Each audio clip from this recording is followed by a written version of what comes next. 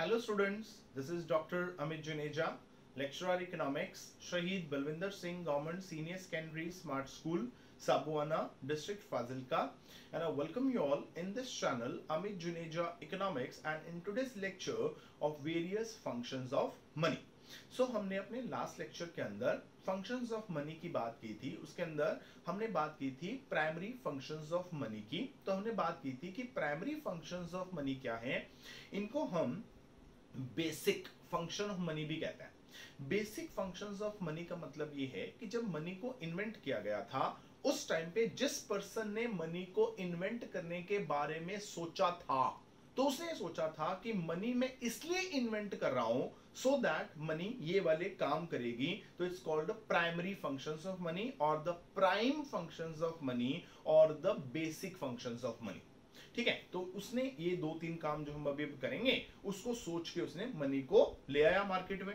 फिर जब मनी आ गई मार्केट में तो उसके बाद सोचा गया यार कि मनी तो ये वाला काम भी कर सकती है, मनी तो ये वाला काम भी कर सकती है। तो उसके बाद ना मनी के कई और काम भी शुरू हो गए। मतलब मनी जो है वो मुझे और काम करे ना करे, उसको प्राइमरी काम तो करने ही पड़ेंगे। मतलब अगर कोई भी चीज चाहती है कि मुझे एज अ मनी एक्सेप्ट किया जाए, मतलब ये मार्कर चाहता है कि मुझे एज अ मनी एक्सेप्ट किया जाए, तो इसको प्राइमरी फंक्शंस तो करने पड़ेंगे। ठीक है, तो वो प्राइमरी फंक्शंस क्या है वो हमने अपने लास्ट लेक्चर में थोड़ा उसका ओवरव्यू लिया था। आज हम डिटेल के अंदर जो है इनकी बात करेंगे। तो जो हमारा आज का टॉपिक रहेगा वो रहेगा functions of money, functions of money. So first function जो है मनी का वो है प्राइमरी फंक्शन। अब प्राइमरी फंक्शंस में हमने फर्स्ट फंक्शन किया था जिसको हमने नाम दिया था medium of exchange, medium of exchange. और इसके साथ ना मैं ब्रैकेट में एक वर्ड लिखने वाला हूं, common, common medium of exchange. So money का बेसिक काम क्या है? मनी अगर इन्वेंट की गई थी तो इसलिए की गई थी so that it can be used as a medium of exchange. क्यों? जब हमने बार्टर सिस्टम की बात की थी उसमें हमने कहा था कि बार्टर सिस्टम शुरू शुरू में तो बहुत अच्छा चला।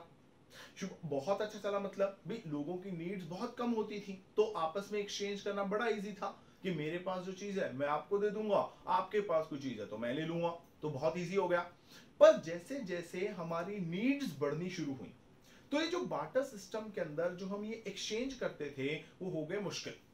सो क्या किया गया, अब उसमें ये सोचा गया यार कि अब नीड्स तो बहुत हो गई हैं, तो बार्टर सिस्टम से तो अब काम चल नहीं रहा, तो हमें क्या करना चाहिए, एक ऐसी कम्युनिटी ढूंढनी चाहिए जिसमें हम ये सारे एक्सचेंज कर सकें। ओके, सो उसके लिए अगर जो चीज ढूंढी गई, जो कम्युनिटी इन्वेंट की गई, दैट कम्युनिटी इज मनी। पर उसमें एक चीज का ध्यान रखा गया। यहां पे देखिए मैंने ब्रैकेट में कॉमन किसने लिखा था, मैं अब इसको पूरा पढ़ो, कॉमन को पहले लगा दो तो बोलो commonly accepted medium of exchange. मतलब मनी एक ऐसा मीडियम ऑफ एक्सचेंज है which is commonly accepted. Commonly accepted means what? Which is accepted by each and every person, तो उसको हम बोलेंगे commonly accepted medium of exchange. मतलब ये वो मेथड है, ये वो मीडियम ऑफ एक्सचेंज है जिसको सारे लोग एक्सेप्ट करते हैं, जिसको एक्सेप्ट करने से कोई भी पर्सन मना नहीं कर सकता। ठीक, अब अगर हम बार्टर सिस्टम में जाएं तो मेरे पास वीट है तो मुझे राइस चाहिए। अब मैं एक पर्सन को वीट दे रहा हूं, ठीक है, तो ये सोच के कि उसके बदले में मुझे राइस देगा। ठीक, यही है ना। तो मैं मार्केट में गया, वीट लेके गया कि मैं क्या करूंगा, एक ऐसा पर्सन ढूंढूंगा जिसको मैं वीट दे दूंगा और उसके बदले में उससे राइस ले लूंगा। आगे में गया, वो कहता मैं तो वीट लेता ही नहीं, मेरे पास राइस है, मैं आपको राइस दे सकता हूं पर राइस मैं तब दूंगा जब आप उसके बदले में मुझे शुगर केन दोगे, मैं वीट के बदले में राइस नहीं देता। मतलब इसका मतलब ये हुआ कि जो वीट है वो क्या है, वो मीडियम ऑफ एक्सचेंज तो है, हम वीट देके उसके बदले में कुछ ले तो सकते हैं पर वो कॉमनली एक्सेप्टेड जो है वो नहीं है, मतलब हम किसी को बाउंड नहीं कर सकते कि आप वीट लेके मुझे राइस दो ही दो, वो कहता मैं नहीं लेता। पर मनी ऐसी चीज है जो एक commonly accepted medium of exchange है, मनी को सारे लोग जो हैं वो कॉमनली एक्सेप्ट कर लेते हैं। अब क्या होगा, अब अगर मेरे पास कोई कम्युनिटी है तो मैं क्या करूंगा, मैं मार्केट में गया, मार्केट में जाके वो कम्युनिटी में दे दूंगा, कम्युनिटी दे के उससे मैं मनी अर्न करूंगा, अपनी पॉकेट में डालूंगा, मनी पॉकेट में डाली, घर पे आ जाऊंगा, जब मुझे जरूरत होगी किसी चीज की मैं फिर से मार्केट में जाऊंगा, पैसे दूंगा तो चीज ले लूंगा। इसका मतलब जिसको मैंने वो कम्युनिटी सेल की, जिसको मैंने वो कम्युनिटी सेल की, उसने उसके कंटेक्स्ट में मुझे मनी प्रोवाइड करवाई, तो मैंने उसको एक्सेप्ट कर लिया। जब मैंने किसी से कम्युनिटी परचेज की तो वही मनी मैंने उसको दे दी, अब उसने एक्सेप्ट कर लिया। सो अब बेचने वाला और खरीदने वाला दोनों जो है वो क्या कर रहे हैं, वो मनी को एक्सेप्ट कर रहे हैं, कॉमनली एक्सेप्ट कर रहे हैं, सारे एक्सेप्ट करते हैं। That's why money works as a common medium of exchange. Money के आने से क्या हुआ, जितनी भी प्रॉब्लम्स हमें बार्टर सिस्टम के अंदर फेस करनी पड़ती थी, वो सारी की सारी प्रॉब्लम जो है वो सॉल्व हो गई। मतलब अब हमें डबल कोइंसिडेंस ऑफ वांट्स की कोई जरूरत नहीं है। मुझे मार्केट में जाके एक ऐसा पर्सन नहीं ढूंढना पड़ेगा जिसके पास वो चीज हो जो मुझे चाहिए, और वो बंदा वो चीज लेने के लिए रेडी हो जो मेरे पास है। अब तो जरूरत ही नहीं, मार्केट में जाओ, अपनी चीज बेचो, पैसे ले लो, और जब जरूरत पड़े उस पैसे को दो और अपनी जरूरत की चीज ले लो। तो अब आपको डबल कोइंसिडेंस ऑफ वांट्स की जरूरत नहीं है। जब डबल कोइंसिडेंस ऑफ वांट्स की जरूरत नहीं है तो जो वो आपकी वो वेटिंग कॉस्ट और आपकी वो सर्चिंग कॉस्ट, जिसको हमने ट्रेडिंग कॉस्ट कहा था, वो भी नहीं पड़ेंगे। अब मार्केट में जाकर क्या मैं ऐसा बंदा ढूंढूंगा जो मुझे वीट, जब मेरा वीट ले ले और मुझे राइस दे दे? क्या जरूरत है, मार्केट में जाओ, अपना वीट लेके वीट बेचो, उसके बदले में पैसे कमा लो, पैसे रखो, जब जरूरत है जाओ पैसे दो, राइस ले लो। तो आपको ऐसा बंदा ढूंढना ही नहीं पड़ेगा जिसके साथ आप कम्युनिटी फॉर कम्युनिटी का एक्सचेंज कर सकें।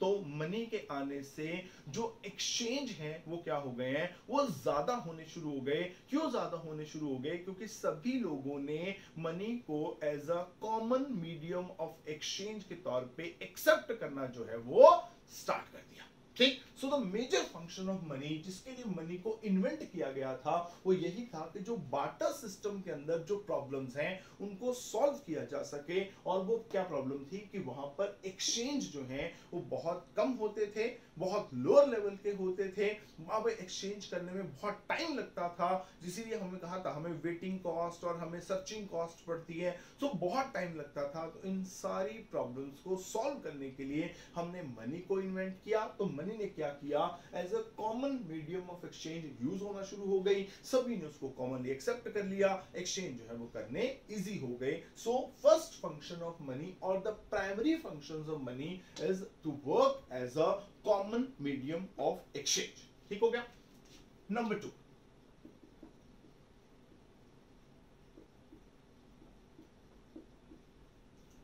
वो है मेजर ऑफ वैल्यू। अब याद करो बार्टर सिस्टम में, बार्टर सिस्टम में हमने कहा था कि बार्टर सिस्टम में there is a lack of common unit of exchange. ठीक है, यानी अब याद करो, मैंने एग्जांपल दी थी भी, आपके पास काऊ है, तो आप काऊ मार्केट में लेके गए, अब वो उसको आपको बेचना है और उसके बदले में आपको कोई चीज चाहिए। अब क्या होगा, कोई पर्सन आएगा जो ये कहेगा कि मैं काओ लेना चाहता हूं और उसके बदले में आपको वीट देना चाहता हूं।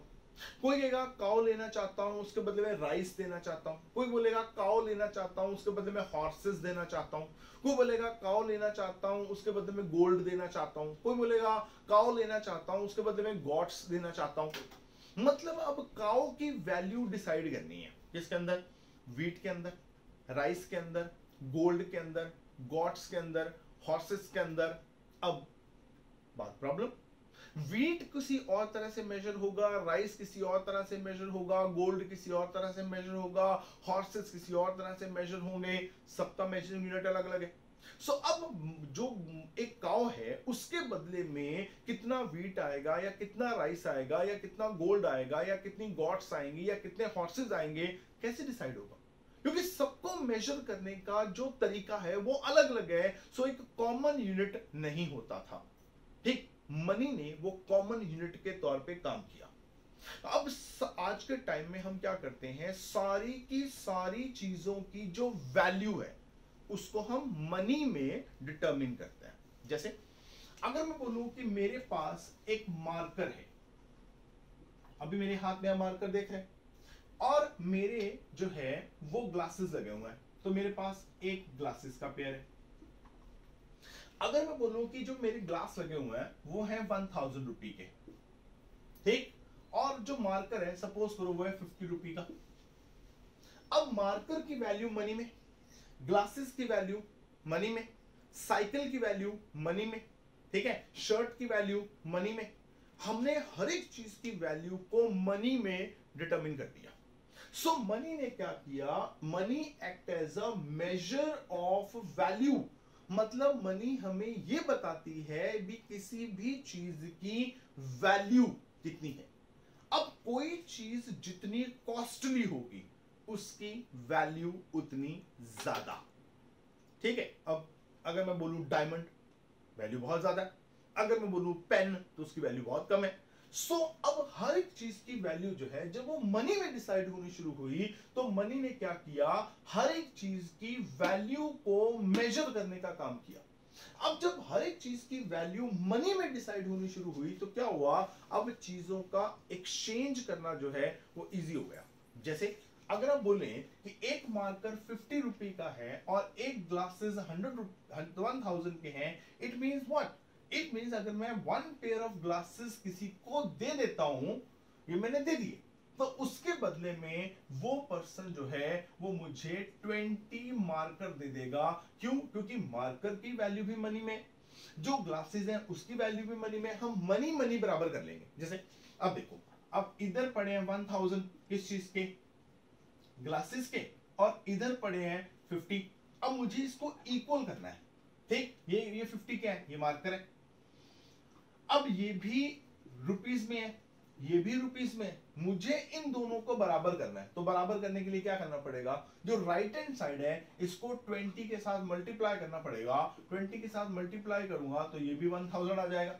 यानी 1000 के ग्लासेस इज इक्वल टू 1000 के मार्कर, पर कितने marker, so 1 pair of glass is equal to 20 pairs of marker. तो ये कैसे पॉसिबल हुआ, ये तभी पॉसिबल हुआ जब हमने क्या किया, सारी की सारी चीजों की वैल्यू जो है वो मनी में डिटरमिन करनी शुरू कर दी। तो मनी ने किसी भी चीज की वैल्यू को मेजर करने का काम जो है वो शुरू कर दिया। सो these two are the primary functions of money। मतलब ये वो दो काम हैं जिनके लिए मनी को बेसिकली इन्वेंट किया गया था, मनी को मार्केट में लाया गया था। ठीक हो गया।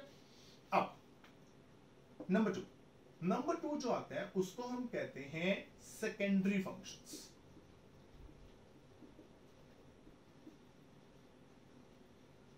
जो सेकेंडरी फंक्शंस हैं मनी के, आप इसको प्राइमरी के सब्सिडरी फंक्शंस भी बोल सकते हैं। सब्सिडरी, आप इसको कॉम्प्लीमेंट्री फंक्शंस ऑफ मनी भी बोल सकते हैं। मतलब जो क्या करते हैं, प्राइमरी फंक्शंस को कॉम्प्लीमेंट करते हैं, ठीक है।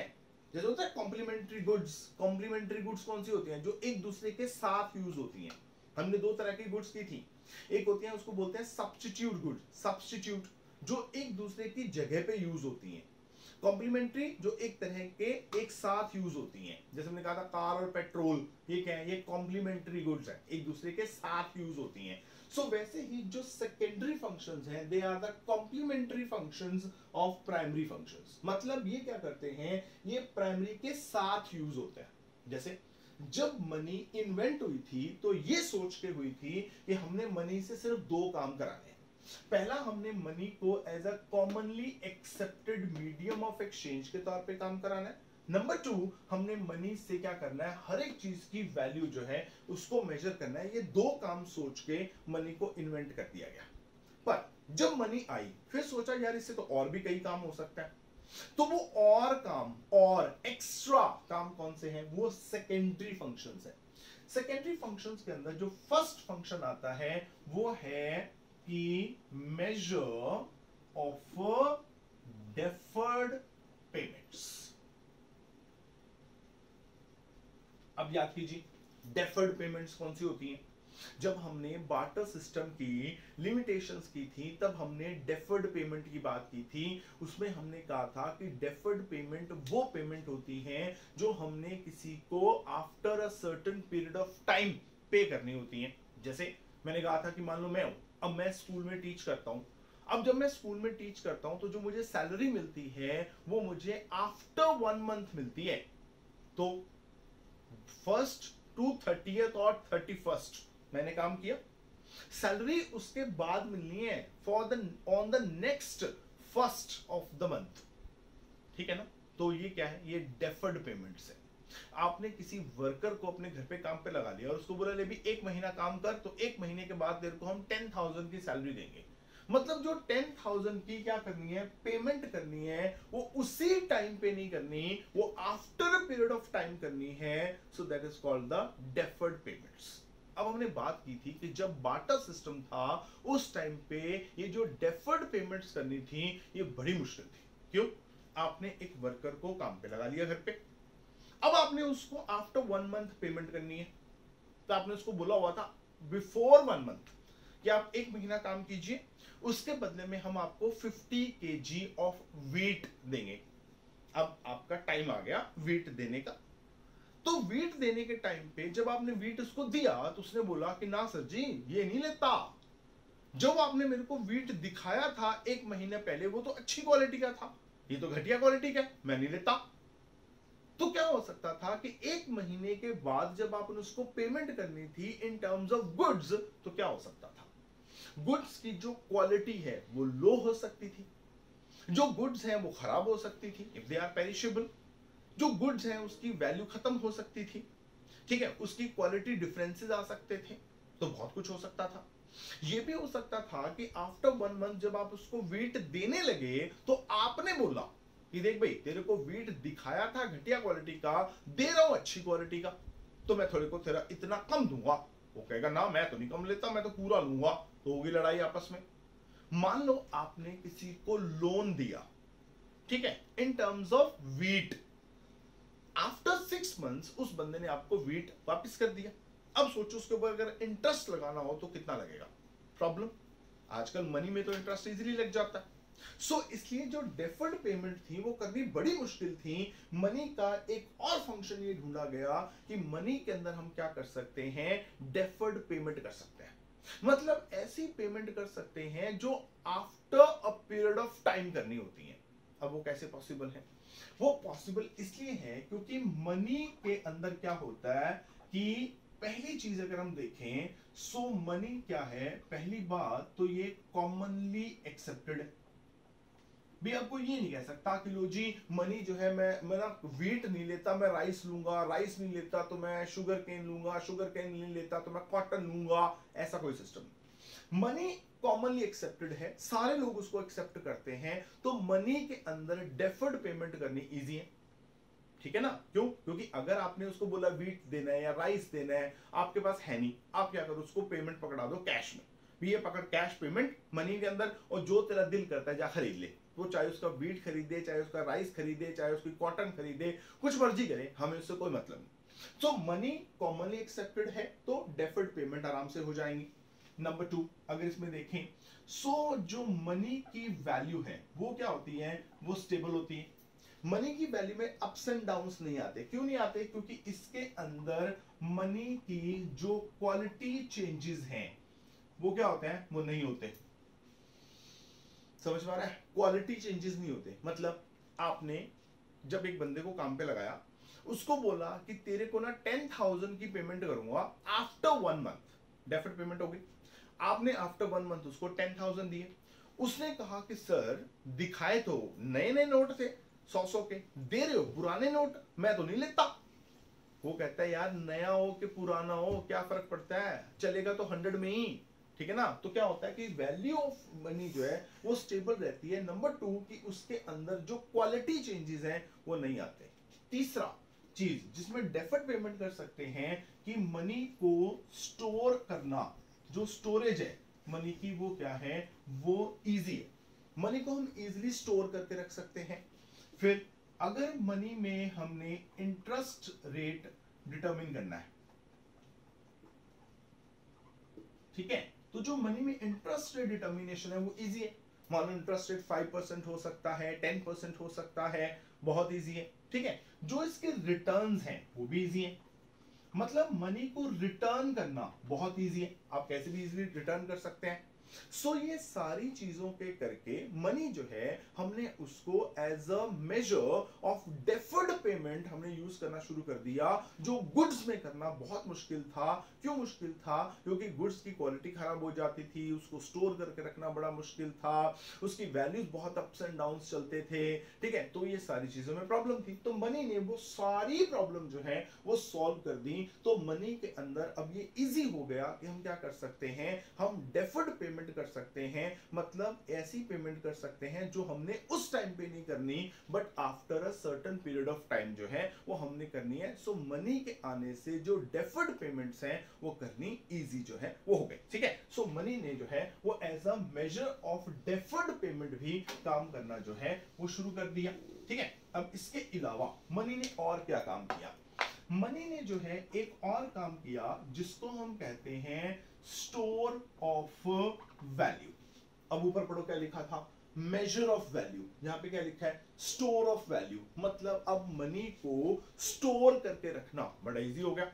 अब ये कुछ नहीं कर रहा हूं, जो फंक्शंस लिखवा रहा हूं ये सारी की सारी जो बार्टर सिस्टम ऑफ एक्सचेंज के अंदर जो मैंने लिमिटेशंस कराई थी उन्हीं को मैंने अब क्या किया, मनी के फंक्शंस बना दिया। क्योंकि मनी अगर इन्वेंट हुई थी तो बार्टर सिस्टम की जो प्रॉब्लम्स हैं उसको सॉल्व करने के लिए हुई थी। तो अब बार्टर सिस्टम की जितनी प्रॉब्लम थी वो सारे के सारे क्या बन गए, वो मनी के फंक्शंस बन गए।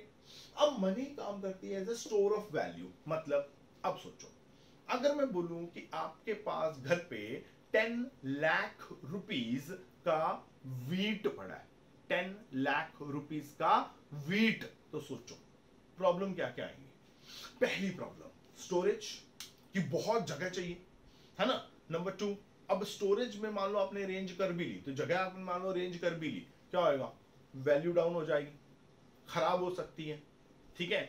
अब बहुत सारी प्रॉब्लम्स हैं, मनी के आने से सारी प्रॉब्लम सॉल्व हो गई। कैसे?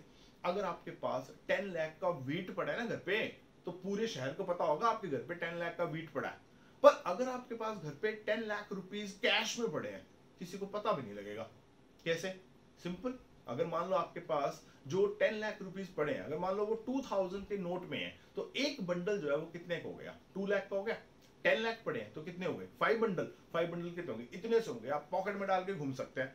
आप अपनी पॉकेट में 10 लाख रुपीस लेके जहां मर्जी घूम सकते हैं, किसी को पता भी नहीं लगेगा।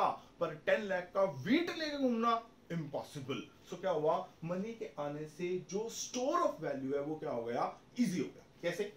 अब इसमें भी बहुत एडवांटेजेस है। पहले क्या होता है कि इसके लिए लेस स्पेस चाहिए, स्पेस की कम जरूरत है ना, तो स्टोर इजीली हो जाएगा। नंबर 2, इसकी क्वालिटी चेंजेस नहीं होते, ठीक है। अगर सोचो हमने स्टोर ऑफ वैल्यू करना है पेरिशेबल गुड्स में, तो पेरिशेबल गुड्स में तो हो नहीं सकता। अब क्या करेंगे, अब पेरिशेबल गुड्स को सेल करेंगे, सेल करके पैसे कमाए, उसको स्टोर कर लेंगे, ठीक है। तो उसमें भी इजी हो जाएगा, ठीक है। क्वालिटी चेंजेस जो है वो किस में आएंगे, पेरिशेबल गुड्स में आते रहते हैं ना। तो जैसे अगर हमने याद करो, हमने कहा था कि मान लो आपने काउ के अंदर, गॉट्स के अंदर, हॉर्सेस के अंदर आपने वैल्यू को स्टोर करके रखना है, तो उनको जिंदा रखने के लिए आपको ऊपर से पैसे लगाने पड़ेंगे। पर मनी में तो ऐसा कुछ नहीं करना पड़ेगा। सो मनी ने क्या किया, जो स्टोरेज है उसको बहुत इजी कर दिया। आप अपने पास कितने भी पैसे रख सकते हैं इन स्टोर, इन कैश, और by using very less space. तो मनी ने as a store of value जो है वो काम करना जो है वो शुरू किया, ठीक है।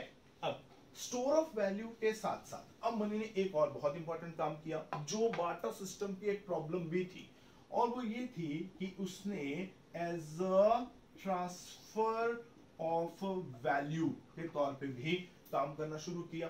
ट्रांसफर ऑफ वैल्यू मतलब वैल्यू को एक जगह से दूसरी जगह पे ट्रांसफर करना।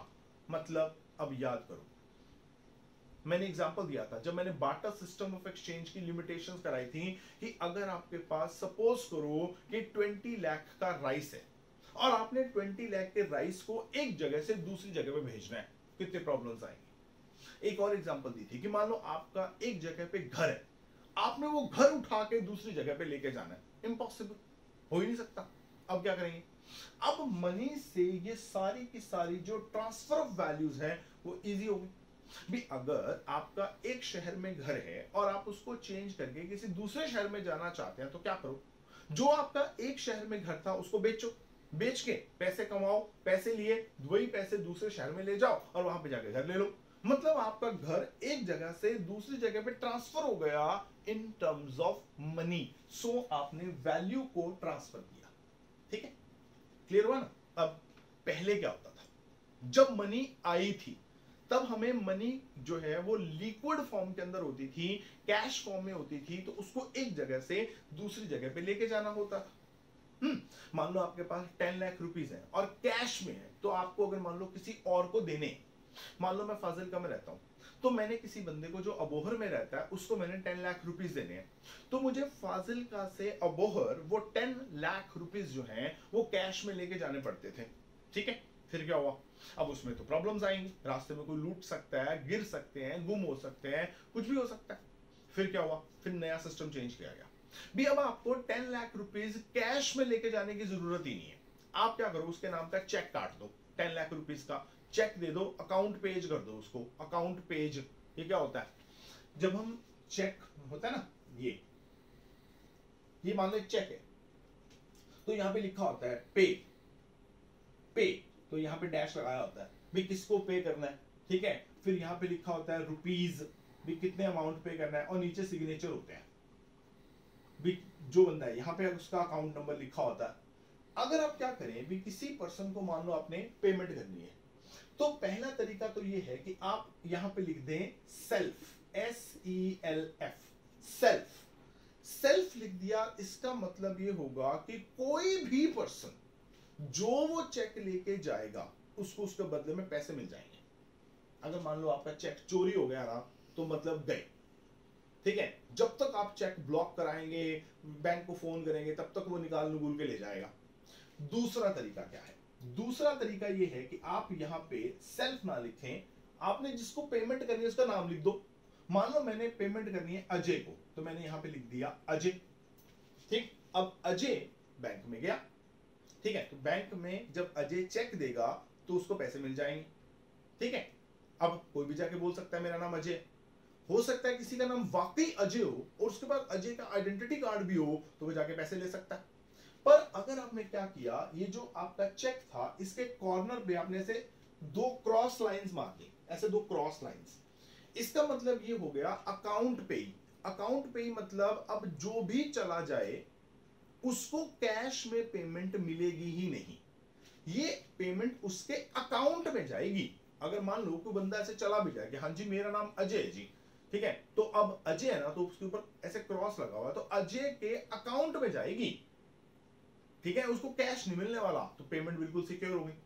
ठीक है, पर फिर भी प्रॉब्लम तो आई ना। ठीक, फिर क्या हुआ, बैंक ड्राफ्ट बनने शुरू हो गए, ड्राफ्ट में पेमेंट कर दो। ड्राफ्ट में कैसे, ड्राफ्ट क्या होता है, ड्राफ्ट एक रिसिप्ट है और कुछ नहीं है। जैसे मान लीजिए कि आपके मान लो एग्जामिनेशन फीस भरनी है, तो स्कूल वाले क्या करते हैं, आपसे एग्जामिनेशन फीस लेते हैं। मान लो आप पंजाब स्कूल एजुकेशन बोर्ड के स्टूडेंट हो, तो आपकी फीस जो है आपके प्रिंसिपल सर ने पंजाब स्कूल एजुकेशन बोर्ड को पे करनी है। मान लो आपकी पूरी फीस बन गई 1.5 लाख, तो आपके सर क्या करेंगे, आपके प्रिंसिपल सर क्या करेंगे, वो बैंक जाएंगे, बैंक जाके बैंक को 1.5 लाख रुपीस दे देंगे। उसके बदले में बैंक जो है उनको एक रिसिप्ट दे देगा कि हमने आपसे 1.5 लाख रुपीस जो है वो एक्सेप्ट कर लिए, और ये उसकी रिसिप्ट है, और उसके ऊपर लिख दिया होगा एग्जामिनेशन इंचार्ज या एग्जामिनेशन कंट्रोलर या सेक्रेटरी या manager Punjab school education board. हो गया। अब क्या होगा, वो जो रिसिप्ट होगी जिसको हम बैंक ड्राफ्ट बोलते हैं, वो जो आपके प्रिंसिपल सर हैं वो क्या करेंगे, वो पंजाब स्कूल एजुकेशन बोर्ड को दे देंगे कि देखो जी ये रिसिप्ट है, हमने आपके पैसे 1.5 लाख रुपीस बनते थे, वो हमने state bank of India Fazilka में डिपॉजिट करा दिए हैं, ये उसकी रिसिप्ट है, ये आप ले लो। अब पंजाब स्कूल एजुकेशन बोर्ड क्या करेगा, वो रिसिप्ट लेके अपने बैंक में जाएगा, वो उसको दे देंगे, बोलेंगे दो जी फाजिलका में ना एक साबुआना गांव है, वहां पे एक स्कूल है, उनके प्रिंसिपल सर ने स्टेट बैंक ऑफ इंडिया में 1.5 लाख रुपीस जमा कराए थे, ये उसकी रिसिप्ट है, ये आप ले लो। तो वो बैंक क्या करेगा, अगर तो वो स्टेट बैंक ऑफ इंडिया ही है फिर तो प्रॉब्लम सॉल्व है।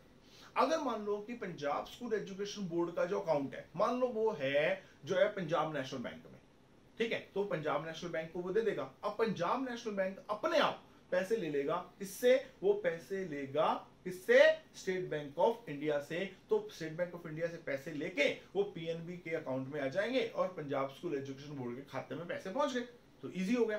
ठीक, फिर थोड़ा सिस्टम और चेंज हुआ, अब शुरू हो गया RTGS. RTGS real time gross settlement system, RTGS real time, R for real, T for time, G मतलब gross, S for settlement system, RTGS system.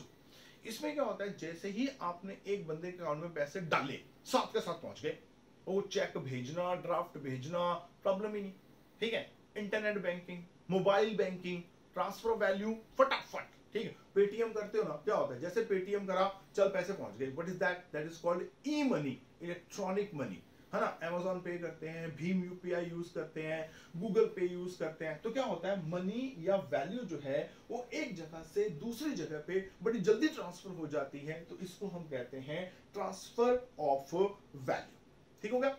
So money ने जो है वो क्या किया, जो ट्रांसफर ऑफ वैल्यू है उसका काम करना शुरू किया, मतलब मनी की हेल्प से हम क्या कर सकते हैं, वैल्यू को एक जगह से दूसरी जगह पे इजीली ट्रांसफर कर सकते हैं। तो मनी ने ट्रांसफर ऑफ वैल्यू जो है उसको इजी कर दिया। तो ये तीन जो है ये क्या है, ये सेकेंडरी फंक्शंस ऑफ मनी है।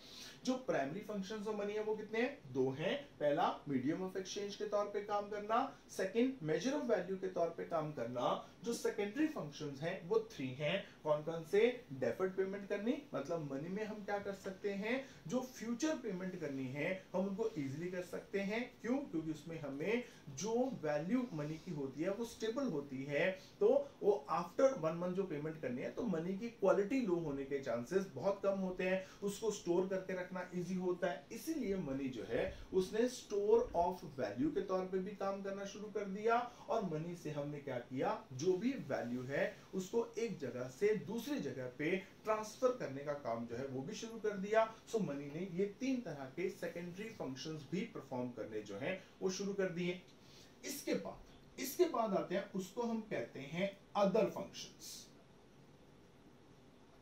अदर फंक्शंस क्या है, देखो मनी जो है ना वो क्या है, उसके हम एक क्वेश्चन करेंगे, उसमें हम बात करेंगे static functions and dynamic functions of money.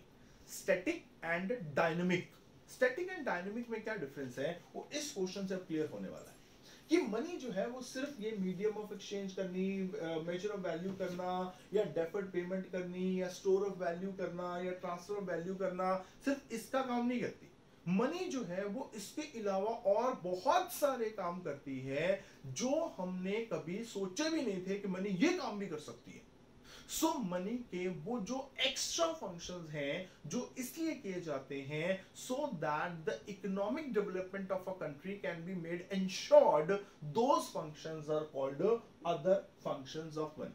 अब अदर फंक्शंस में कौन आएंगे, ऐसे सारे फंक्शंस आएंगे जो मनी इसलिए परफॉर्म करती है so that it can provide dynamism to the economy. देखो इकोनॉमिक स्टेबिलिटी बहुत जरूरी है। इकोनॉमिक स्टेबिलिटी का मतलब क्या हुआ, इकोनॉमिक स्टेबिलिटी मींस कि आपकी जो इकोनॉमी है उसमें स्टेबिलिटी होनी चाहिए। ये नहीं है कि इकोनॉमी के अंदर ऐसे ऐसे ऐसे ऐसे अप्स एंड डाउन्स आ रहे हैं, भी कभी तो इकोनॉमी ऐसे टॉप पे बैठी है तो कभी ऐसे बिल्कुल ही बॉटम पे आ गई, ऐसे नहीं।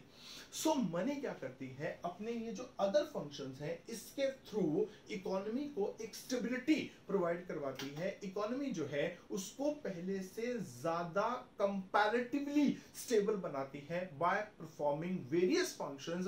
और इकोनॉमी का जो सिस्टम है, जो वर्किंग सिस्टम होता है उसको क्या करती है, इजी कर देती है। तो ऐसे सारे फंक्शंस जो मनी के थ्रू इसलिए परफॉर्म किए जाते हैं so that it can provide economic stability to the economy. Number 2, it can provide dynamism to the economy, और इकोनॉमी के अंदर जो अप्स एंड डाउन्स हैं उसको सॉल्व किया जा सके, इकोनॉमिक्स जो है डेवलपमेंट को इंश्योर किया जा सके, वो सारे फंक्शंस जो हैं वो किस में आते हैं, वो अदर फंक्शंस के अंदर जो है वो आ जाते हैं। अब ये अदर फंक्शंस ऑफ मनी क्या हैं, ये हम अपने नेक्स्ट लेक्चर में बात करेंगे। So we meet again in the next lecture. Till then, it's goodbye from my side. Thank you very much and all the best.